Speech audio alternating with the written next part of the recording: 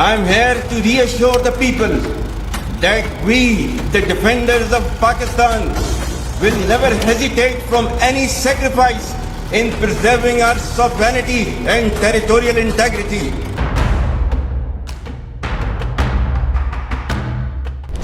On April 22, 2025, 26 civilians were gunned down near Pahalgam in Kashmir in a terror attack. India pointed its finger squarely across the border. And the man at the center of that gaze? Pakistan's most powerful figure, General Asim Munir. He has brought the two countries closest to the war ever since 26/11. Government stance on Kashmir is absolutely clear. It was our jugular vein. It is our jugular vein. We will not forget it. And we will not leave our Kashmiri brethren in their heroic struggle, what they are waging against the Indian occupation. Just a week earlier, Munir had delivered this provocative speech in Islamabad, calling Kashmir Pakistan's jugular vein, which New Delhi views as having encouraged the terrorists. देश के दुश्मनों ने भारत की आत्मा पर हमला करने का दुस्साहस किया है। जिन्होंने ये हमला किया है, उन आतंकियों को और इस हमले की साजिश रचने वालों को उनकी कल्पना से भी बड़ी सजा मिलेगी। Words first spoken by Muhammad Ali Jinnah, but revived now with chilling clarity. He is a strong believer of the religion. When he spoke, he gives very few speeches, unlike his predecessors. That tells you his sort of where he sees his duty, that his religious duty to uphold the Islamic character of Pakistan. Munir is no ordinary army chief. Ramanathan Kumar, who headed the Pakistan desk at RAW from 2015 to 2020, had earlier described Munir to the Indian Express as Pakistan's first Mullah General. He earned the title of Hafiz-e-Quran. Why? Because he memorized the Quran while posted in Saudi Arabia as the Lieutenant Colonel. He did not come from a military dynasty. Instead, his father was a school principal and imam of a mosque who arrived in Rawalpindi from Jalandhar in 1947. Munir's schooling began at the Markazi Madrasa Darul Tajweed, an Islamic seminary in Rawalpindi, not a military academy. He then graduated from the Officers Training School at Mangla in 1986 and was commissioned into the 23rd Battalion of the Frontier Force Regiment. His route to power? Non-traditional and deeply ideological. He often quotes Islamic scripture in public addresses, switching between English, Urdu, and classical Arabic. For him, Pakistan is not just a country, it is a divine project.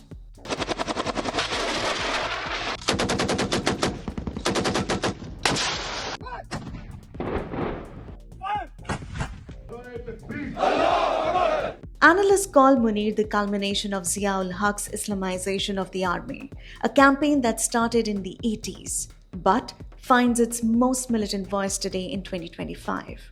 General Asim Munir, he joined the Pakistan Army in 1986. So he came from a background, very religious background. Over 30-35 years, then becomes the army chief of Pakistan Army and is the product of that Islamization of Pakistan Army. So he's the first Pakistan Army chief who is the product of the process that was started by General Zia. So from that perspective, he is a very important and a new element in Pakistan Army which India has not experienced before. Unlike many Pakistani generals, Munir has never served in the West or received training in British or American military institutes. He is, however, understood to be a soldier to the core, a reputation that is responsible for his somewhat improbable rise in the army, as well as him being nearly cast into oblivion in 2019. Munir rose fast through the ranks, from guarding the Indian frontier to helming Pakistan's ISI. In fact, Munir was the ISI chief during the Pulwama terror attack of February 2019, in which 40 Indian security personnel were killed. But his time as ISI chief was cut short, only 8 months. Why? Because he dared to investigate then Prime Minister Imran Khan's wife Bushra Bibi for corruption. That made him enemies, especially Imran. Today Khan is in jail. He claims Munir plotted to kill him. Munir now leads a deeply unpopular army. Pakistan's 2024 elections were widely seen as rigged.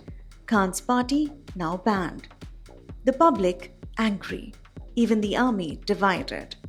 He's battling insurgencies in Balochistan and Khyber Pakhtunkhwa. The Pakistan Taliban is resurgent. Even Chinese nationals, once untouchable, are under fire.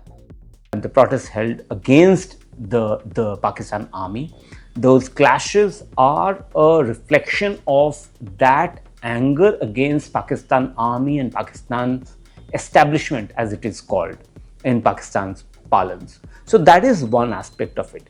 The second aspect is of the province of Balochistan, which has always been an underprivileged, underserved, underrepresented province in Pakistan's polity, economy.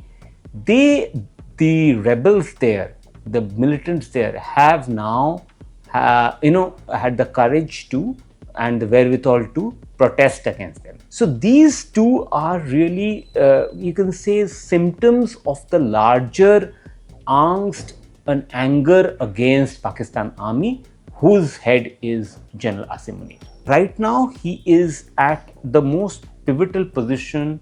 He's the most powerful army chief currently in decades that India has seen. Also a very, very unknown commodity. So that makes him much more sort of dangerous from India's perspective, but also a very formidable adversary. So he still has his retirement is in November 2027. So he still has 2.5 years left. So there is no real challenge to his authority right now if he is able to manage. So his principal challenge will be how he negotiates the current hostile situation which he's put his country in by sort of giving a license to the terrorists who conducted the Pahalgam terror attack. The question now is, will General Munir be remembered as a unifier of a crumbling state or the last believer in a dangerous dream?